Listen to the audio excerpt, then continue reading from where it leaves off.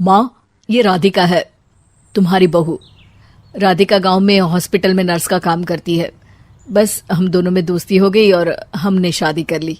राधिका, माँ के पैर छू। अरे चल हट, नालायक। अरे मैंने क्या क्या सपने देखे थे कि तेरी शादी किसी अमीर घर में करूंगी और दहेज में लाखों रुपए लूंगी, और तू गांव की इस मामूली लड़की को मेरी बहू बनाकर ले आया। लेकिन बेटे की जिद के आगे सुनीता देवी मजबूर हो जाती है।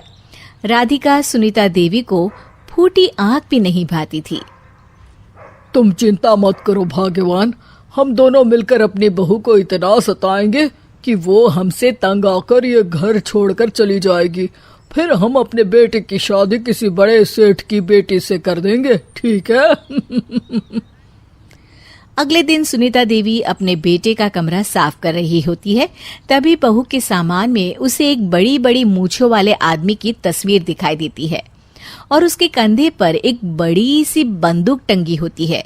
तस्वीर के नीचे लिखा होता है डाकू मंगल सिंह। ये किसकी तस्वीर है बहू? ये मेरे पिताजी की तस्वीर है। बस फिर क्या था। ये सुनते ही सुनीता देवी के हाथ पैर कांपने लगते हैं। वो भागती हुई सीधा अपने पति के कमरे में जाती है। अरे गजब हो गया जी, गजब। अरे क्या हो गया भाग्यवान? हमारी बहू एक मशहूर डाकू मंगल सिंह की बेटी है। हे भगवान, अब क्या होगा? क्या कहा? डाकू मंगल सिंह? अरे मर गए रे। सुना है वो तो बड़ा ही खतरनाक डाकू है, मारता ज्यादा है गिनता कम है।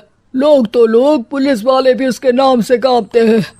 अरे सुना है वो तो हर हफ्ते 2-4 लोगों का ऊपर का टिकट कटवा ही देता है। हे भगवान, अब हम क्या करेंगे?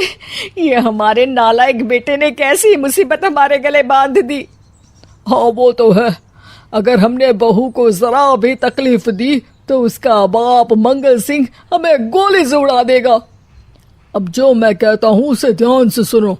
तुम बहू से बिल्कुल घर के काम मत करवाना, और ध्यान रहे उसे किसी प्रकार की तकलीफ नहीं होनी चाहिए, समझ गई ना? और ऐसा ही होता है। अगले दिन सुनीता देवी रसोई में खाना बना रही होती है कि तभी, ये क्या माँ जी, मेरे रहते आप खाना बना रही हैं?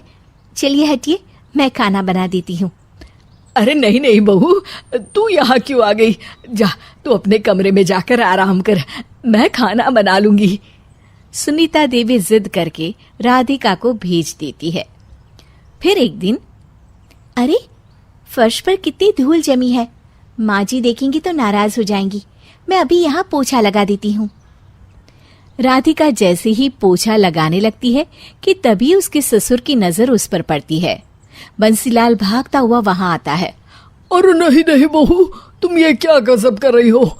बहू तो बेटी समान होती है और हम ना अपनी बेटियों से काम नहीं करवाते।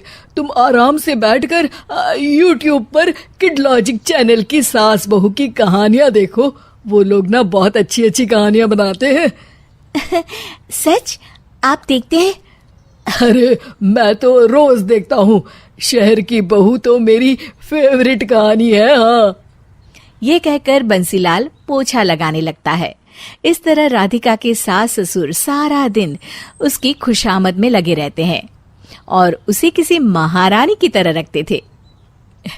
कैसा लगा बहू? पिज्जा टेस्टी तो है ना? अच्छा, मीठे में क्या खाओगी बोलो तो? माँ जी, मुझे तो काजू कतली बहुत पसंद है और उसके बाद 1 गिलास लस्सी मिल जाए तो मजा आ जाएगा। ये सुनते ही सुनीता देवी अपने पति को कोहनी मारते हुए कहती है, अरे सुना नहीं बहू क्या मांग रही है? जल्दी से भागकर बाजार जाइए और सब खरीद कर ले आइए। हाँ हाँ भाग्यवान, अभी जाता हूँ। राधिका की तो 5 उंगलियां घी में थी। वो तो अपने ससुराल में मजे कर रही थी। दूसरी तरफ राधिका की सास उसके लिए कभी नई साड़ी खरीद लाती तो कभी उसके लिए नए गहने बनवा देती। फिर एक दिन डाकू मंगल सिंह अपनी बेटी राधिका से मिलने अपने आदमियों के साथ आता है।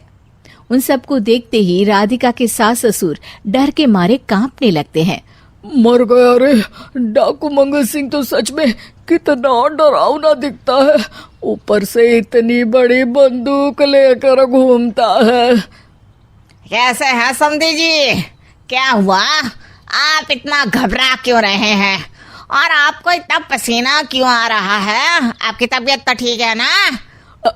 जी अभी तक तो ठीक है, पर लगता है बहुत जल्द खराब होने वाली है। क्या कहा आपने? जी कुछ नहीं, बताइए बताइए कैसे आना हुआ।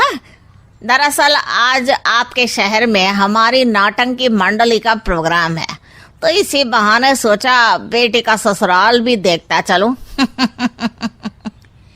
ये सुनते ही राधिका के सास ससुर हैरान हो जाते हैं। क्या कहा? आप नौटंकी में काम करते हैं? हाँ माँ जी, पिताजी डाकू की एक्टिंग बहुत अच्छी करते हैं, उन्हें तो कई अवार्ड भी मिल चुके हैं। और ये बंदूक, ये तो असली लगती है। तभी राधिका के पिताजी अपनी नकली मूंछ निकालते हुए कहते हैं, इस मूंछ की तरह यह बंदूक भी नकली है। ये तो छर्रे वाली बंदूक है, इससे तो मैंने आज तक चिड़िया भी नहीं मारी। और खोदा पहाड़ और निकला चूहा। इसका बाप तो मामूली नौटंकी वाला निकला, और हम इससे डर कर बहू की नौकरों की तरह सेवा कर रहे थे। आपने सही कहा जी, इसके पीछे मेरे कितने पैसे खर्च हो गए, और काम कर करके मेरी तो कमर टूट गई सो अलग। अरे बहू, तूने अपने पिताजी के बारे में हमें पहले क्यों नहीं बताया? राधिका मुस्कुराते हुए कहती है, आपने तो कभी पूछा ही नहीं ना माँ जी।